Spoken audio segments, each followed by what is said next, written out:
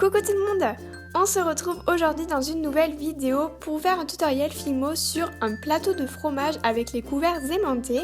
J'ai prévu de réaliser les fromages séparément dans une prochaine vidéo, mais attention, des fromages qui vous ont marqué. Vous verrez ça dans les semaines à venir.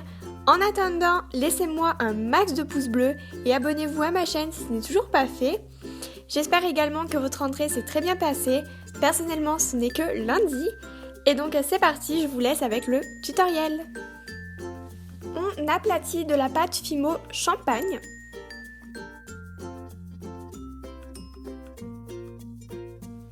Avec notre lame, on forme un rectangle.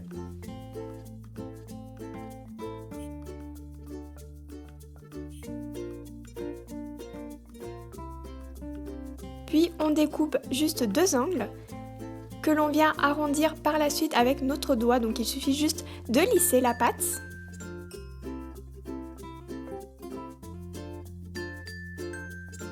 On réalise les traits, les rainures, c'est comme vous voulez, avec notre lame, donc pour faire l'effet bois.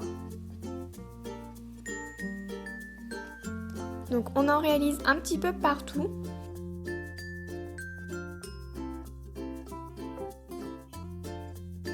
On n'oublie pas de faire les côtés. On réalise également des traits avec la partie qui ne coupe pas de notre lame. On reaplatit de la pâte Fimo champagne, mais cette fois-ci un peu moins épais. On découpe un petit rectangle dans la plaque que je vais vous montrer juste après, de la largeur de notre planche. Alors, il s'agit d'une plaque métallique adhésive extra fine.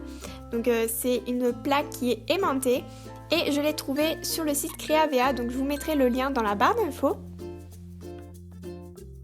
On coupe la pâte en deux parties. On décolle la partie adhésive. Et on vient le coller sur la partie de gauche. Puis on superpose par-dessus la partie de droite. On aplatit bien avec le rouleau et on découpe la petite forme du rectangle. On réalise également la texture de l'effet bois avec notre lame. On vérifie que ce soit bien proportionnel, donc on ajuste avec notre aiguille ou notre dotting tool.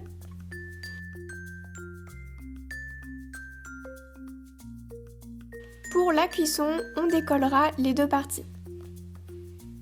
Pour les ustensiles, je reprends de la pâte Fimo champagne, je forme un boudin et je coupe 4 morceaux de même taille. Pour chacun d'entre eux, je forme un boudin, j'aplatis les deux extrémités et ensuite je viens former un cône. Donc pour cela, je roule juste un côté. Et on reforme jusqu'à ce que cela nous convienne.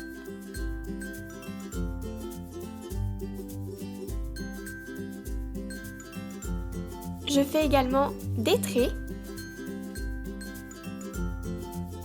Je viens ensuite dessiner la forme des ustensiles sur de la pâte Fimo champagne, donc à l'aide de mon petit dotting tool. Je découpe assez grossièrement à l'aide de mon scalpel. Et je reforme en lissant avec mon doigt.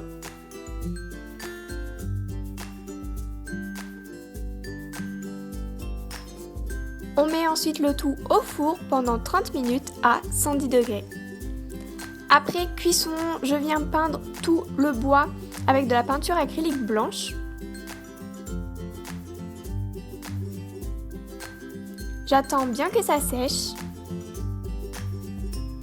Et je viens ensuite poncer les créations avec le papier de chez Fimo.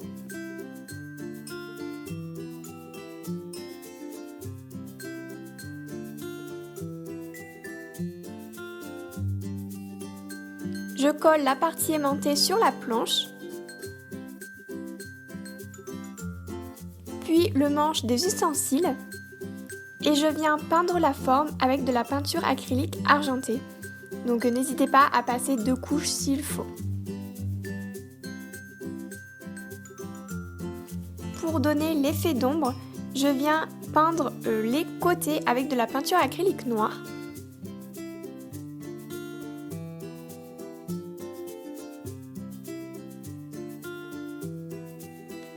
je termine par coller un aimant derrière chaque ustensile. Et donc voilà ce que ça donne.